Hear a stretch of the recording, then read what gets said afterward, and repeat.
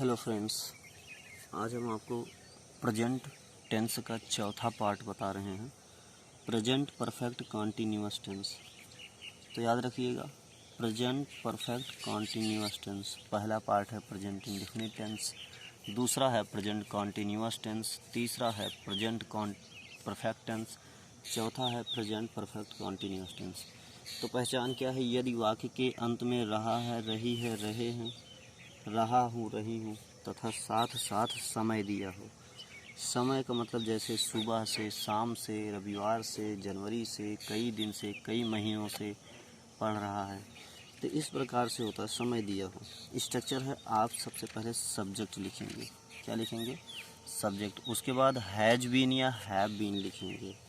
Has been या have been लिखेंगे। अब आप सोच रहे होंगे कि कहाँ हैज बीन लगेगा, कहाँ हैव बीन लगेगा, तो आगे पता चल जाएगा। उसके तुरंत बाद वर्ब की फोर्थ फॉर्म लिखेंगे। ये वर्ब की फोर्थ फॉर्म क्या होती है? वर्ब की इंग फॉर्म आईएनजी फॉर्म ही वर्ब की फोर्थ फॉर्म कहलाती है। उसके बाद ऑब्जेक्ट लिखना, सिंस या फॉर लिखना प्लस टाइम। कहाँ सिंस लिखेंगे, कहाँ फॉर लिखेंगे, ये भी देख लीजिए। देखिए, निश्चित के लिए सिंस लगता है, इस निश्चित के लिए सिंस लगता है और अनिश्चित के लिए फॉर लगता है। ठीक है। तो निश्चित मतलब जैसे अगर इस प्रकार से दिया हो 2002 सन में, कोई भी सन, 1999, 2005, 2020, दिन में किसी भी दिन का नाम, सातों दिन में से, जनवरी, फरवरी, मार्च, अप्रैल, किसी का भी नाम, 2 बजे, 3 बजे, 3:30 बजे, 8:30 बजे, कुछ भी दिया हो। पहर में, सुबह, दोपहर, शाम, आधी रात, ये सब दिया हो, हमेशा निश्चित होता है। और इस प्रकार से दिया हो 2 साल से, 4 दिन से, 5 महीनों से, 3 घंटों से, कई सप्ताह से, तो ये सब हमेशा अनिश्चित होता है और इनके पहले लगता है फॉर। तो ये भी याद रखिए कि I, we, you, they and plural इनके साथ हैव बीन चलेगा, he, she, it and singular इनके साथ हैज बीन चलेगा। तो चलिए हम ट्रांसलेशन पर चलते हैं। जैसे है, नौकरानी सुबह से घर में झाड़ू लगा रही है। नौकरानी सुबह से घर में झाड़ू लगा रही है। नौकरानी का क्या होगा? द मेड सर्वेंट लिखेंगे। द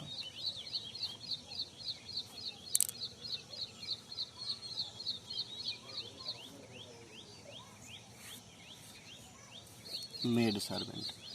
अब ये मेड सर्वेंट क्या है? एक वचन है कि बहुवचन है? एक वचन है। तो सबसे पहले हम कर्ता तो लिख दिए, सब्जेक्ट लिख दिए। अब इसके बाद तुरंत लिखेंगे हैज बीन, एक वचन के साथ हैज बीन। इसके तुरंत बाद याद रखना, सबसे पहले सब्जेक्ट, उसके बाद हैज बीन, और उसके तुरंत बाद लिखेंगे वर्ब की इंग फॉर्म। तो झाड़ू लगाना होता है स्वीपिंग। क्या होता है? स्वीपिंग। ठीक ना? सुबह से घर में झाड़ू, स्वीपिंग इन द हाउस। क्या होगा? In the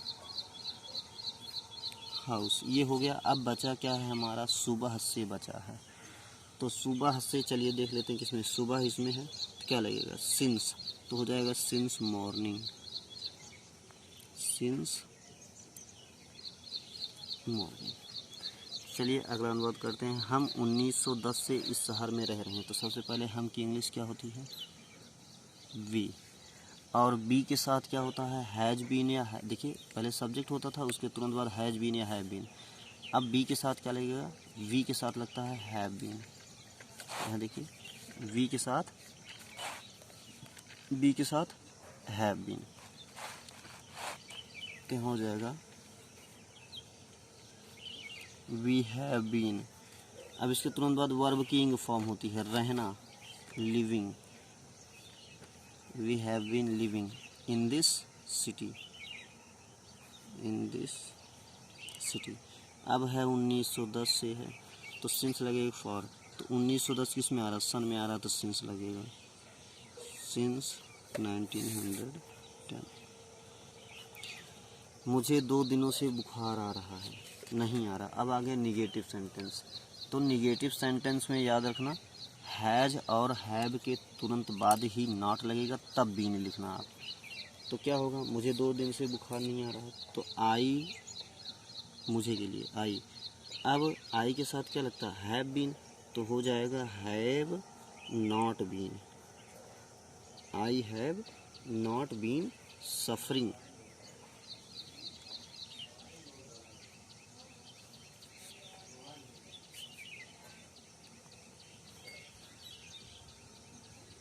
suffering from fever.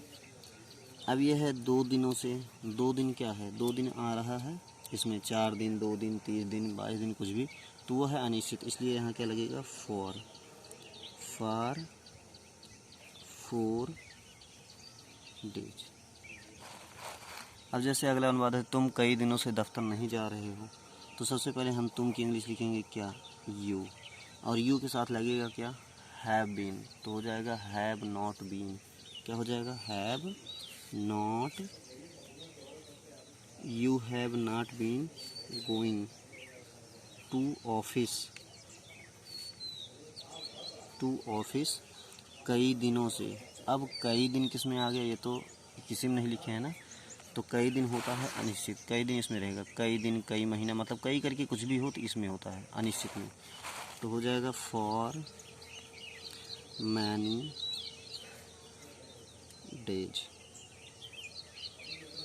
अब जैसे है, क्या तुम 4 दिनों से मुझे बुला रहे हो, क्या तुम 4 दिनों से मुझे बुला रहे हो, तो जब क्या शब्द शुरुआत में आ जाए, ठीक ना, क्या आ जाए, क्या शब्द शुरुआत में आ जाए, तो उसे बोलते हैं yes or no type sentence. तो इसमें हैज या हैव सबसे पहले हो जाता है, तो यू के साथ क्या लगेगा, हैव लगेगा, तो वही हैव सबसे पहले लिख देते हैं, have you been, have you been, क्या होता था, यू हैव बीन होता, तो हो जाएगा हैव यू बीन, कब, जब शुरुआत में क्या, हैव यू बीन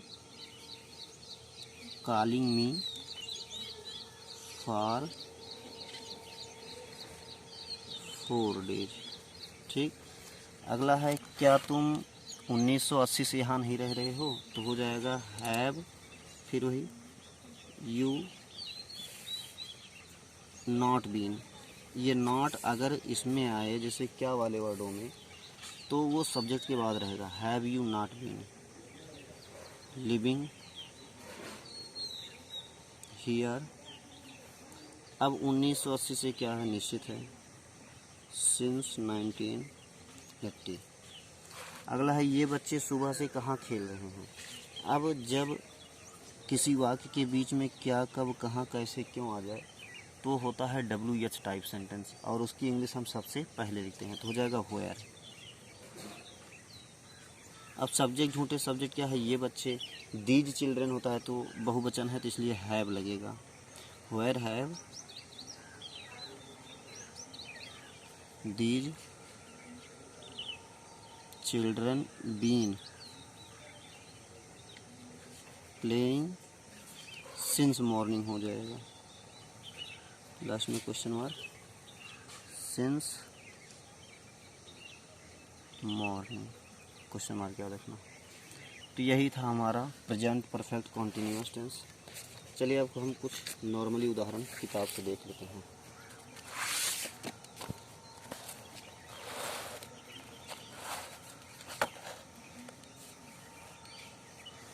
जैसे है, वह सुबह से गंदे कपड़े धो रही है, तो अब हम पहले लिखेंगे वह की इंग्लिश, सी होता है, इसके बाद हैज बीन या हैव बीन बताए थे, तो ये हैज बीन लगेगा, क्या लगेगा, has been washing dirty cloth, जो है सिंस मॉर्निंग हो जाए। वह 8 महीने से मेरे यहाँ नौकरी कर रहा है, he has been serving me for 8 months, क्योंकि 8 महीना निश्चित है नहीं, अगर जनवरी फरवरी लिखो तब निश्चित होता, ठीक है।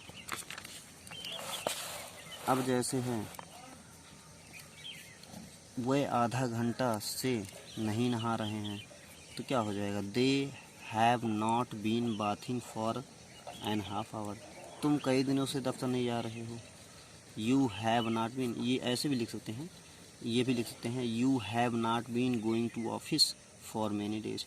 क्या माली 1 घंटे से पौधों को पानी दे रहा है, जब क्या शब्द आता है, हैज या हैव सबसे पहले हो जाता है।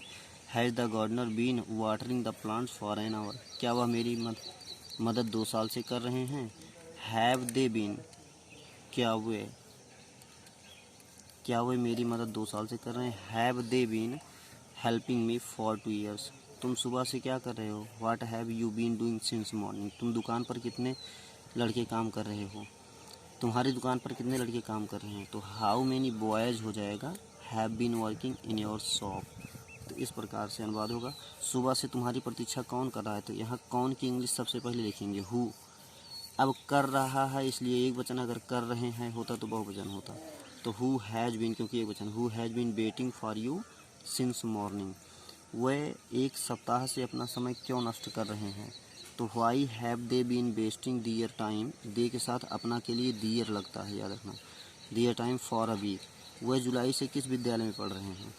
व्हिच स्कूल, व्हिच मतलब किस, which school have they been reading in since July, ये इन नहीं रहेगा। ये रचना यहाँ 2 घंटे से क्यों बैठी है, 2 घंटे से। तो why has Rachna been sitting here for 2 hours, इस प्रकार से ट्रांसलेशन होगा।